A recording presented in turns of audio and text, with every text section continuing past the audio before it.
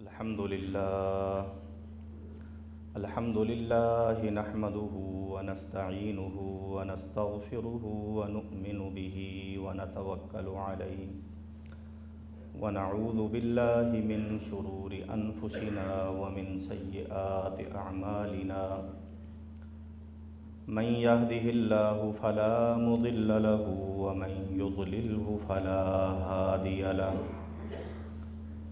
أشهد أن لا إله إلا الله وحده لا شريك له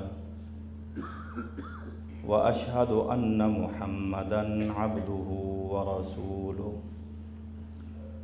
أرسله الله تعالى بالهدى ودين الحق بين يدي الساعة من يطع الله ورسوله فقد رشد واهتدى ومن يعص الله ورسوله فقد ضل وغوى فإنه لا يضر إلا نفسه ولن يضر الله شيئا اللهم صل على محمد وعلى آل محمد كما صليت على إبراهيم وعلى آل إبراهيم إنك حميد مجيد اللهم بارك على محمد وعلى آل محمد كما باركت على إبراهيم وعلى آل إبراهيم إنك حميد مجيد أما بعد فإن خير الحديث كتاب الله وأحسن الهدي هدي محمد صلى الله تعالى عليه وسلم وشر الأمور محدثاتها وكل محدثة بدعة وكل بدعة ضلالة وكل ضلالة في النار أعوذ بالله السميع العليم من الشيطان الرجيم من همزه ونفخه ونفثه لقد تاب الله على النبي والمهاجرين والأنصار الذين اتبعوه في ساعة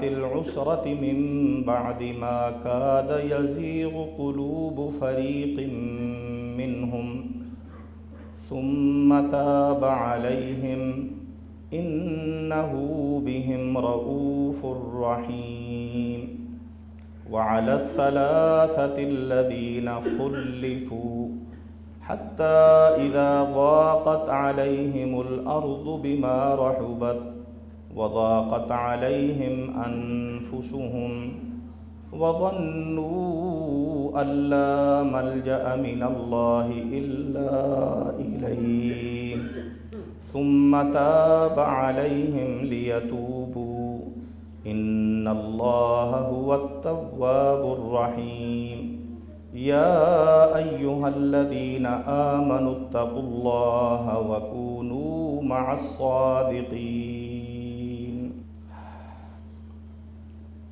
لقد تاب الله على النبي والمهاجرين والأنصار یقیناً اللہ رب العالمین نے خصوصی توجہ کے ساتھ مہربانی فرمائی اپنے نبی پر اور نبی کے صحابہ مہاجرین اور انصار پر الذین اتبعوہ فی ساعۃ العسرہ، وہ خوش نصیب اور بلند ہمت صحابہ جنہوں نے نبی کا ساتھ دیا مشکل کی گھڑی میں، من بعد ما کاد یزیغ قلوب فریق منہم، اس کے بعد کہ قریب تھا ان میں سے کچھ لوگوں کے دل ٹیڑھے ہو جائیں، ان کی نیتیں خراب ہو جائیں، لیکن اللہ نے مہربانی فرمائی۔ ثم تاب علیہم، اللہ نے پھر ان کے اوپر مہربانی فرمائی۔ انہ بہم رؤوف الرحیم، بلا شبہ وہ اپنے نبی کے ساتھ اور ان کے صحابہ کے ساتھ بہت ہی شفقت کرنے والا اور مہربان ہے۔ وَعَلَى الثَّلَاثَةِ الَّذِينَ خُلِّفُوا، اور اللہ نے ان لوگوں کے اوپر بھی بڑی توجہ کے ساتھ مہربانی فرمائی، وہ 3 خوش نصیب صحابہ جن کے معاملے کو اللہ نے مؤخر رکھا۔ حتیٰ اذا ضاقت علیہم الارض بما رحبت، اور یہ جیسے جیسے معاملہ ان کا مؤخر ہوتا چلا گیا، زمین باوجود وسیع ہونے کے ان پر تنگ ہو گئی۔ وضاقت علیہم انفسہم، ان کی اپنی جانیں ان کے لیے تنگ ہو گئیں۔ وظنوا ان لا ملجأ من اللہ الا الیہ، اور انہیں اس بات کا پکا یقین تھا کہ اللہ رب العالمین سے اس کو خوش کرنے کے لیے اسی کے دامن میں پناہ پکڑی جا سکتی ہے۔ ثم تاب علیہم، پھر اللہ نے ان کے اوپر مہربانی فرمائی، لیتوبوا، تاکہ وہ سچے دل سے توبہ کر سکیں۔ ان اللہ هو التواب الرحیم، بے شک اللہ ہی وہ ذات ہے جو اپنے بندوں کی بہت توبہ قبول کرتا ہے اور بہت ہی مہربانی کرتا ہے۔ یا ایھا الذین آمنوا اتقوا اللہ، اے ایمان والو تمہیں بھی یہی سبق ہے کہ اللہ سے ڈرتے رہو۔ وکونوا مع الصادقین، اور ہمیشہ سچے لوگوں کے ساتھ رہا کرو۔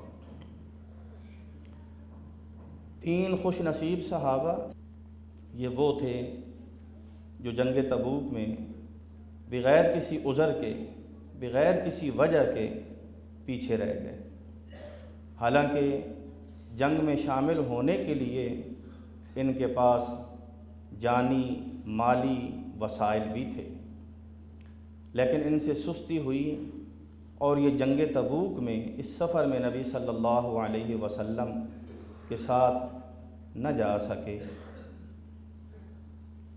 یہ 3 خوش نصیب صحابہ حضرت کعب بن مالک ہیں، مرارہ بن ربیع ہیں، ہلال بن امیہ ہیں، رضی اللہ عنہم اجمعین۔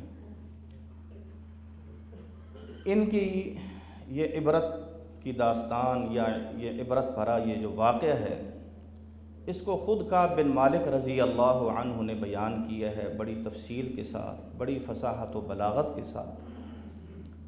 امام بخاری رحمۃ اللہ علیہ نے ان کا یہ واقعہ غزوہ تبوک کا ذکر کرتے ہوئے نقل کیا ہے، اور قرآن کی یہ جو آیات میں نے آپ کے سامنے تلاوت کی ہیں سورہ توبہ کی، ان آیات کی تفسیر میں بھی امام بخاری رحمۃ اللہ علیہ نے حضرت کعب بن مالک رضی اللہ عنہ کا یہ واقعہ نقل فرمایا ہے۔ اس کے 2 حصے طوالت کی وجہ سے ہم نے کیے تھے۔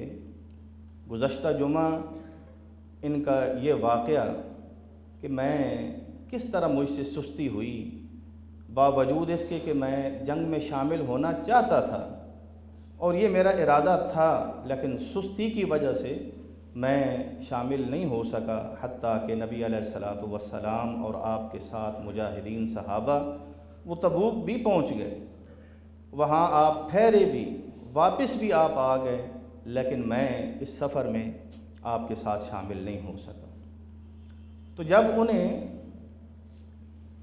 یہ خبر پہنچی کہ نبی صلی اللہ علیہ وسلم نے اب واپسی کا سفر شروع کیا ہے اور آپ چند دنوں میں مدینہ منورہ پہنچ جائیں گے، اب مجھے یہ فکر لاحق ہو گئی، مجھے دن رات یہ غم کھائے جا رہا تھا کہ جب نبی علیہ الصلاۃ والسلام مدینہ منورہ پہنچیں گے تو میں اللہ کے نبی کا سامنا کیسے کروں گا، اور میں کون سا ایسا بہانہ آپ کے سامنے رکھوں گا کہ میں اللہ کے نبی کو مطمئن کر سکوں۔ اس معاملے میں اس کے باوجود کہ اللہ نے مجھے بڑی سمجھ عطا فرمائی، بڑی فصاحت و بلاغت، بات بنا کے میں اگلے کو مطمئن کرنے کا ہنر بھی جانتا تھا، لیکن میں دوسرے لوگوں سے بھی مشورہ لے رہا تھا۔ کئی بہانے آئے، یہ بھی کہہ سکتا ہوں، یہ کہہ دوں گا، یہ کہہ دوں گا، لیکن جب یہ وثوق کی خبر پہنچی کہ اللہ کے نبی بس مدینہ پہنچ چکے ہیں اور آپ کا یہ معمول تھا کہ آپ رات مدینہ سے باہر گزارتے تاکہ مدینہ میں سب لوگوں کو پتہ چل جائے کہ صبح صبح اسلامی فوج جو ہے وہ مدینہ آ جائے گی، گھر والے اپنے گھروں میں ان کے استقبال کی تیاریاں کر لیں، اور اس طرح مدینہ منورہ میں بڑے خوشگوار انداز میں اللہ کے نبی تشریف لایا کرتے تھے۔ تو جب ان کو پتہ چلا کہ نبی علیہ الصلاۃ والسلام بس تشریف لا چکے ہیں، تو کہتے ہیں میرے دل میں آنے والے یہ سارے خیالات نکل گئے، اور میں نے پکا تہیہ کر لیا کہ سچی بات اللہ کے نبی کے سامنے کروں گا، بالکل کوئی ایسا بہانہ نہیں کروں گا، جو ہوا دیکھا جائے گا، جھوٹ میں نے نہیں بولنا اللہ کے نبی کے سامنے۔ نبی صلی اللہ علیہ وسلم کا یہ معمول تھا اور آپ کی سنت تھی، اور آپ کا یہ معمول اور آپ کی یہ سنت ہمارے لیے بھی بہترین وہ قابل نمونہ ہے کہ اللہ کے نبی جب بھی مدینہ آتے تو سب سے پہلے اللہ کے گھر حاضری دیتے، مسجد میں آتے، وہاں 2 رکعت نماز پڑھتے، تھوڑی دیر آپ تشریف رکھتے تاکہ جو عام لوگ ہیں وہ آپ سے ملاقات کر سکیں، پھر آپ اپنے گھر تشریف لے جاتے۔ چنانچہ نبی صلی اللہ علیہ وسلم اس سفر سے بھی جب واپس آئے، مسجد میں آپ تشریف لائے اور 2 رکعت نماز پڑھی، اور جب آپ بیٹھے تو وہ منافق جنہوں نے پہلے بھی بہانے کر کے کہا تھا کہ ہم نہیں جا سکتے، دوبارہ پھر اللہ کے نبی کے پاس آئے، اور کوئی بہانہ کر رہا ہے، کوئی بہانہ کر رہا ہے۔ اللہ کے نبی علیہ الصلاۃ والسلام سے بڑھ کر مردم شناس کون ہو سکتا ہے؟ آپ کہتے چلو ٹھیک ہے، ٹھیک ہو گیا جی، اور وہ کہتے بیعت، آپ کہتے یہ لو بیعت کر لو، ہم نے تمہاری ظاہری حالت کے اوپر اعتبار کر لیا، تمہارے اندر کیا یہ رب جانتا ہے، اس کو ہم اللہ کے حوالے کرتے ہیں۔ یہ تقریباً آپ کہتے ہیں 80 سے اوپر چند افراد تھے، 90 سے کم تھے، اور یہ منافقین اس طرح یہ فارغ ہو گئے۔ جب میں اللہ کے نبی علیہ الصلاۃ والسلام کے پاس آیا، اللہ کے نبی علیہ السلام نے جب مجھے دیکھا تو جس طرح غصے سے کوئی مسکراتا ہے نا، ایسے آپ مسکرائے مجھے دیکھ کے۔ میں سمجھ گیا کہ اللہ کے نبی ناراض ہیں اور بہت غصے میں ہیں۔ میں سلام کر کے جب آپ کے سامنے بیٹھا، بیٹھتے ہی اللہ کے نبی نے کہا تم کیوں پیچھے رہے؟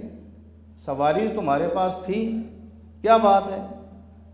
میں نے جواب دیا اللہ کے نبی صلی اللہ علیہ وسلم، صورتحال یہ ہے اگر میں عام کسی بادشاہ کے سامنے بھی بیٹھا ہوتا، اللہ نے مجھے بات بنانے کا ایسا سلیقہ اور ایسا ہنر دیا ہے، میں بہترین بہانہ کر کے اس کو بھی مطمئن کر دیتا اور اپنے آپ کو بھی صاف کر لیتا۔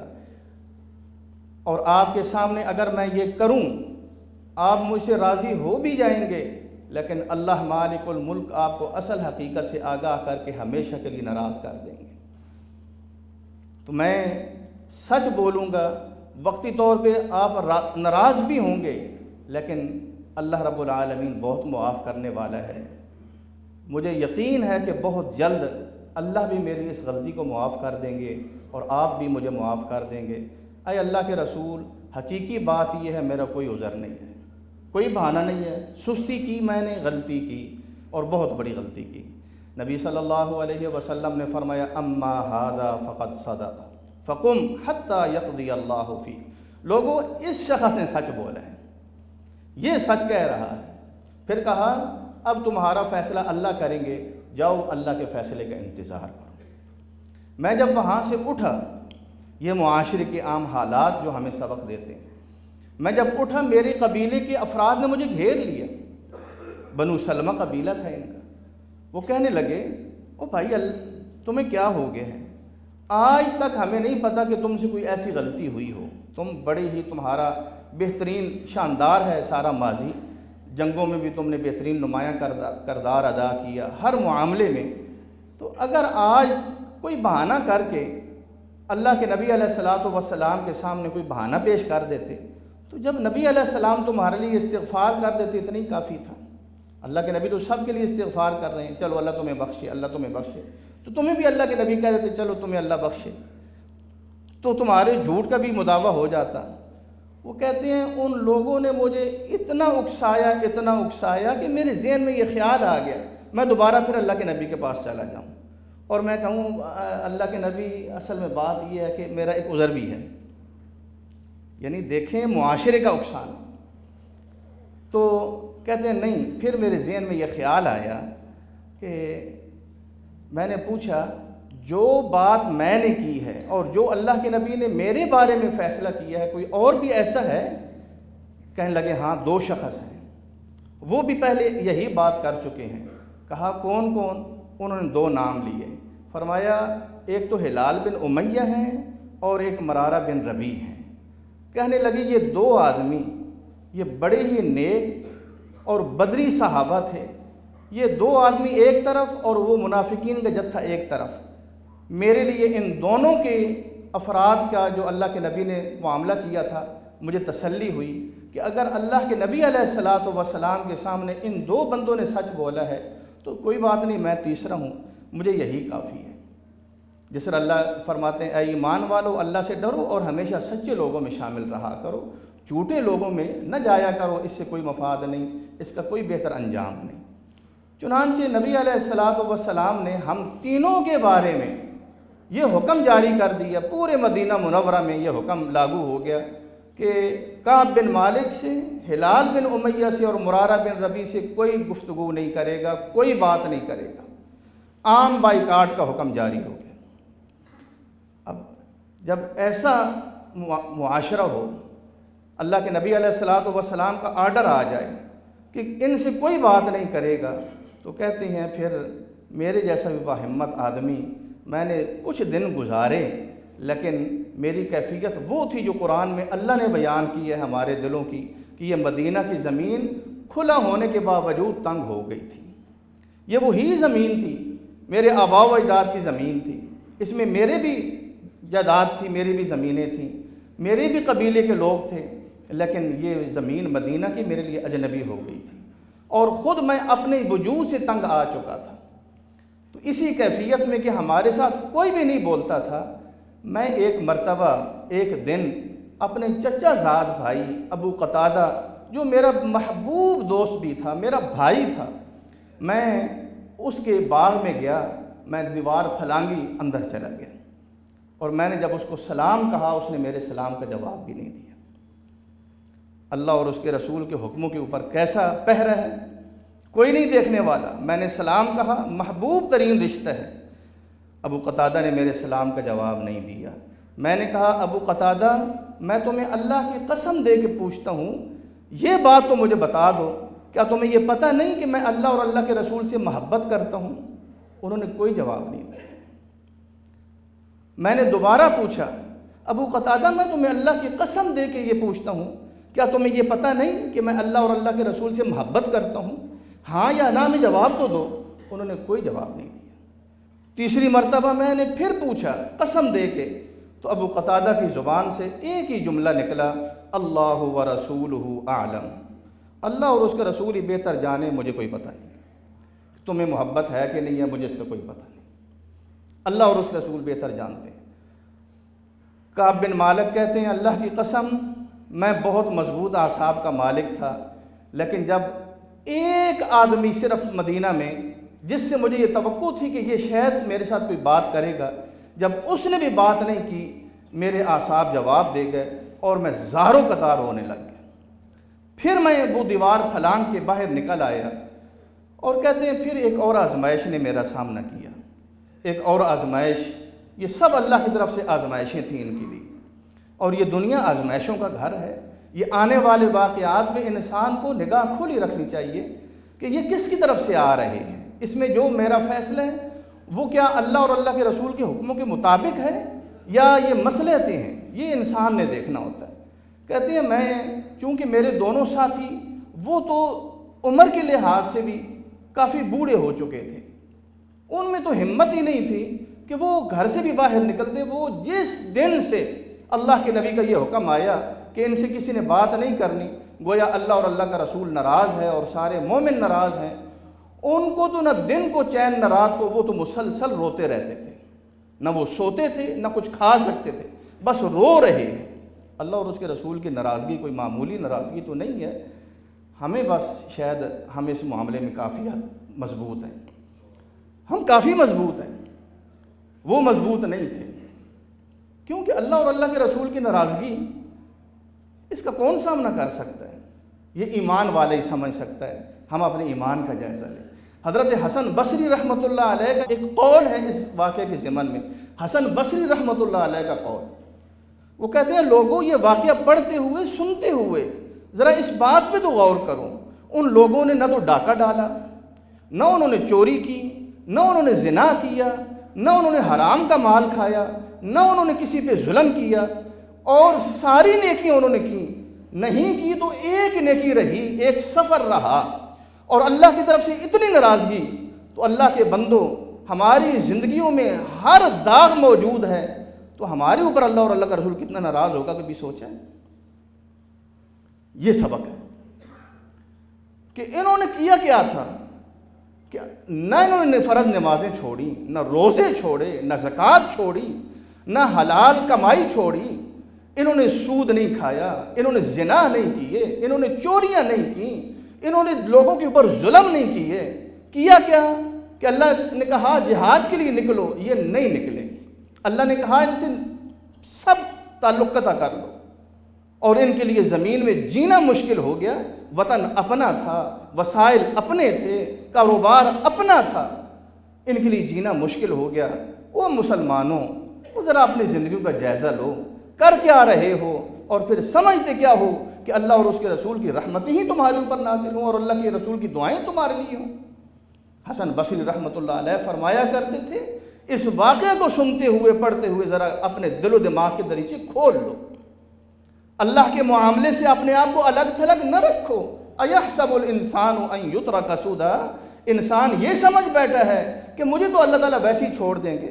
میں نے تو ایسے بدبخت لوگ بھی دیکھے ہیں، جب انہیں کوئی کہتا ہے اللہ سے ڈر جاؤ، قیامت کے دن میں تمہیں اللہ کے دربار میں کھڑا کروں گا، آگے سے وہ بات جو کفار کہا کرتے تھے، میں تو لوگوں میں چھپ جاؤں گا، اللہ مجھے کہاں تلاش کرے گا۔ یہ اللہ پر ایمان ہے، یہ اللہ کی معرفت ہے۔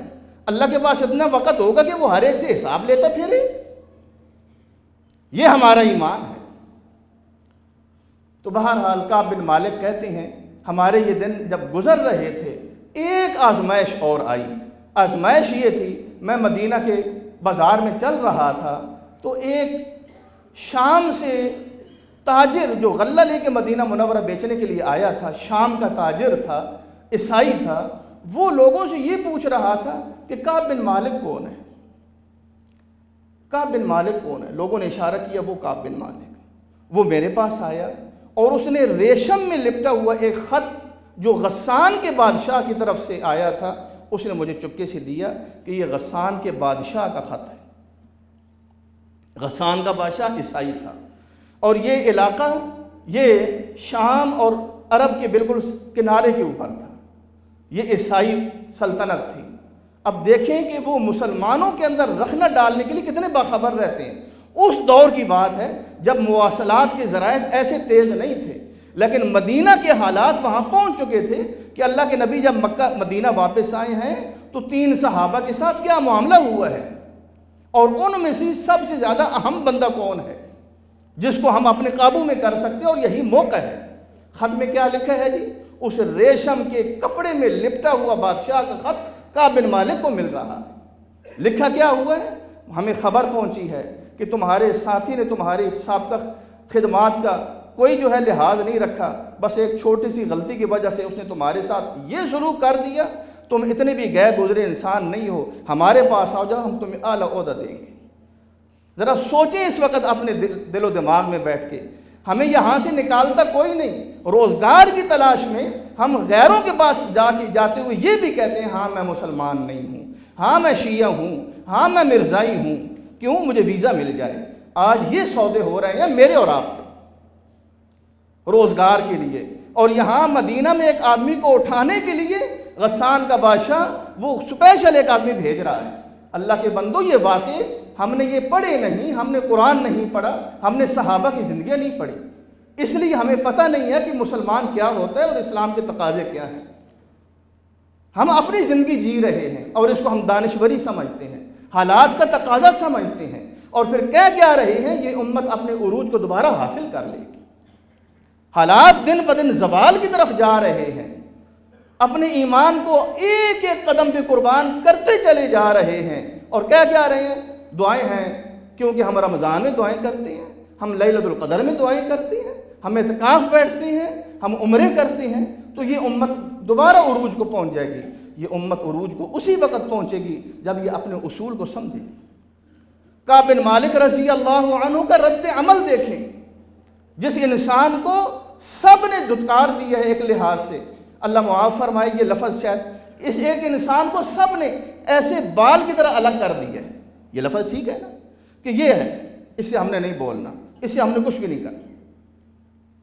اور غسان کا بادشاہ کیا کرے، فوراً میرے پاس آؤ۔ کہنے لگے اللہ کی قسم، میں نے کہا یا اللہ یہ میرے اوپر کیسی آزمائش آئی ہے۔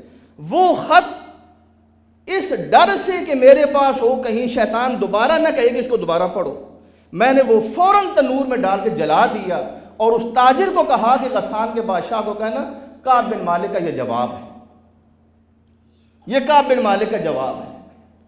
یہ ایمان تھا، یہ اللہ اور اس کے رسول کی محبت تھی، یہ ایمان سے وابستگی تھی، یہ وفاداری تھی، اور یہ بہترین جواب تھا۔ لکھائی سے بہترین جواب یہ تھا کہ اس کو تنور میں ڈال کے کہا کہ جا کے بادشاہ کو جواب دے دینا کہ کعب بن مالک نے جواب دے دیا۔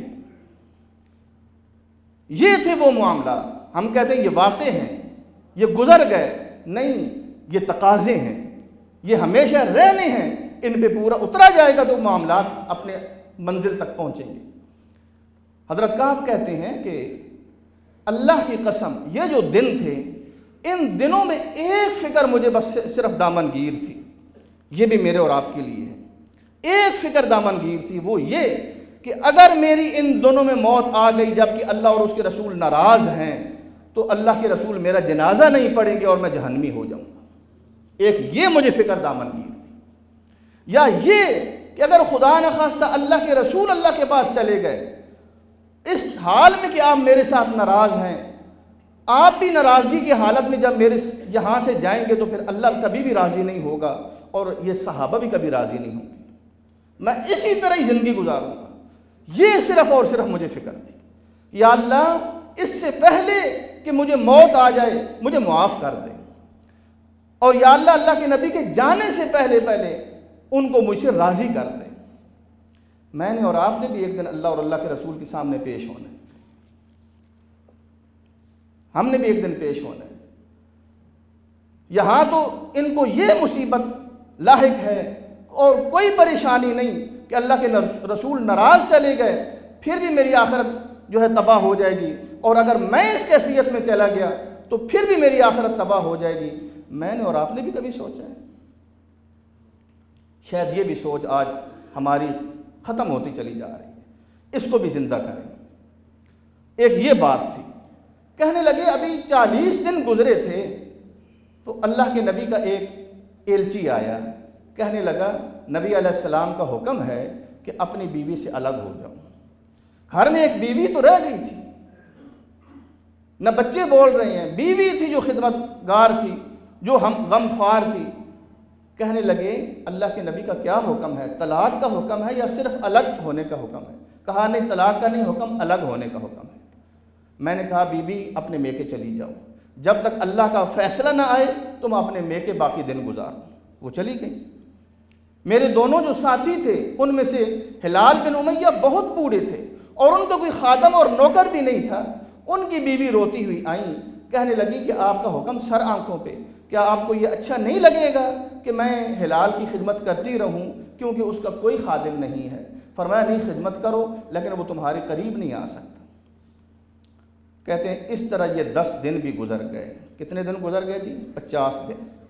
50 دن یہ گزر گئے، اور کہتے ہیں صبح کی نماز میں نے اپنے گھر کی چھت پہ پڑھی اور میری وہی کیفیت تھی جو اللہ نے قرآن میں بیان کی ہے، حتیٰ اذا ضاقت علیہم الارض بما رحبت، زمین تنگ ہو چکی تھی ہمارے لیے، ہمارا جینا مشکل ہو گیا تھا، ہمارا ایک ایک لمحہ جو ہے وہ ہمارے لیے، ہم موت کے منتظر تھے کہ اس سے تو مر جانا بہتر ہے، یہ زندگی نہیں۔ اور ہمیں یہ یقین ہو گیا تھا کہ یا اللہ تیرے سوا ہمیں کوئی نجات نہیں دے سکتا۔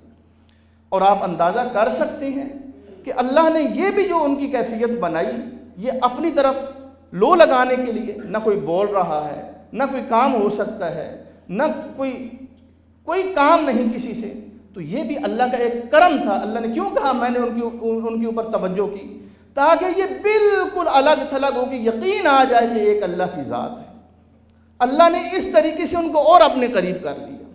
یہ جو 50 دن تھے، اس کا ایک ایک لمحہ انہیں اللہ کے قریب کر رہا تھا۔ ثم تاب علیہم لیتوبوا، اللہ نے ان کے اوپر اس لیے مہربانی کی تاکہ وہ توبہ کریں۔ نبی علیہ الصلوۃ والسلام کا معمول تھا کہ عموماً ایسی خوشخبریاں رات کو آیا کرتی تھی۔ اللہ کے نبی علیہ الصلوۃ والسلام کی زوجہ مطہرہ ہماری ماں ام سلمہ رضی اللہ عنہا، وہ بہت ہی فکر مند تھی ان تین صحابہ کے بارے میں۔ تو ایک دن اللہ کے نبی رات کو اٹھے اور آپ ہنس رہے تھے خوشی سے۔ ام سلمہ نے پوچھا اللہ کے رسول کیوں ہنس رہے ہیں؟ فرمایا اللہ نے کعب کی توبہ قبول کر لی، اللہ نے ہلال بن امیہ کو معاف کر دیا، اللہ نے مرارہ کو معاف کر دیا۔ کہا کیا میں ان کو خوشخبری نہ سنا دوں؟ اس مہربان ہستی نے کہا نہیں، ابھی اس لیے نہیں کہ لوگ جو ہی سنیں گے وہ مدینہ پورا جاگ اٹھے گا، اور اس طرح مدینہ میں جو ہے وہ ایک قسم کی بد امنی سی پیدا ہو جائے گی۔ جو لوگ آرام کرنا چاہتے ہیں، عبادت کرنا چاہتے ہیں، ان کی عبادت میں یا ان کی نیند میں خلل آئے گا، ذرا صبر کرو۔ چنانچہ جب صبح کی نماز پڑھائی اور آپ نماز پڑھا کے فارغ ہوئے تو آپ نے صحابہ کو کہا کہ تمہیں مبارک ہو، تمہارے تینوں ساتھیوں کو اللہ نے معاف کر دیے۔ کعب بن مالک کہتے ہیں پھر صحابہ کے وہی صحابہ، ان کے اللہ کی قسم دل نہیں بدلے تھے، صرف نگاہیں بدلی تھی، دل نہیں بدلے تھے۔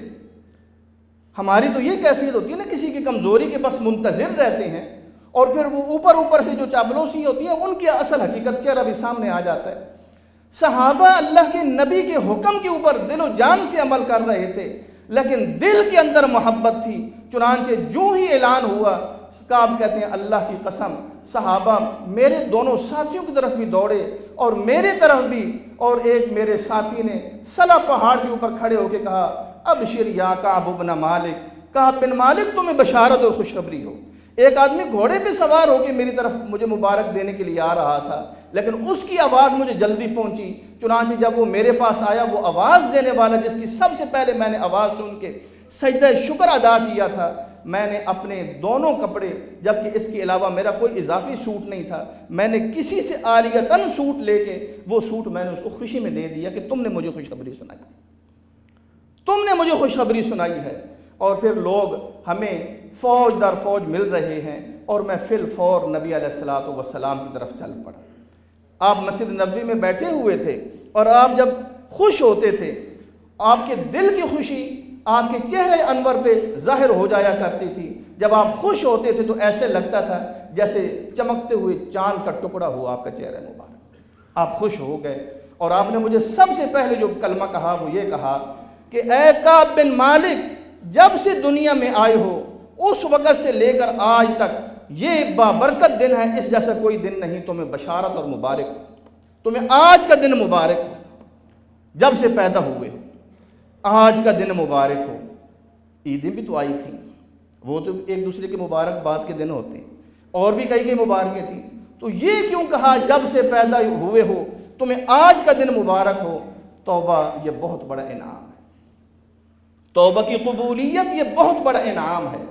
جب اللہ کسی کی توبہ قبول کرتے ہیں، اللہ مالک الملک اس کو دوبارہ اسی منصب پہ پہنچا دیتے ہیں، اسی منصب پہ انسان فائز ہو جاتا ہے۔ جیسے آدم علیہ السلام کو اللہ مالک الملک نے ان کی ایک خطا پہ جنت سے اتار کے زمین پہ آباد کیا، لیکن جب توبہ قبول ہوئی تو فرمایا تم جب دنیا میں اپنی زندگی پوری کر لو گے پھر یہاں سے دوبارہ ہم تمہیں جنت میں پہنچا دیں، تمہارا منصب وہی ہے۔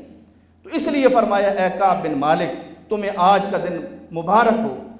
اس کے بعد کعب بن مالک رضی اللہ عنہ کا جو رد عمل تھا، اس میں ہمارے لیے کیا اسباب ہیں اور ہمیں کیا کچھ کرنا چاہیے، کچھ اعمال ہیں، وہ انشاءاللہ ہماری زندگی کا بہترین جو ہے وہ سمجھیں ایک ہمارے لیے سرمایہ ہے، تو ان کا ذکر انشاءاللہ اگلے جمعے میں ہوگا۔ اقول قولی ھذا واستغفر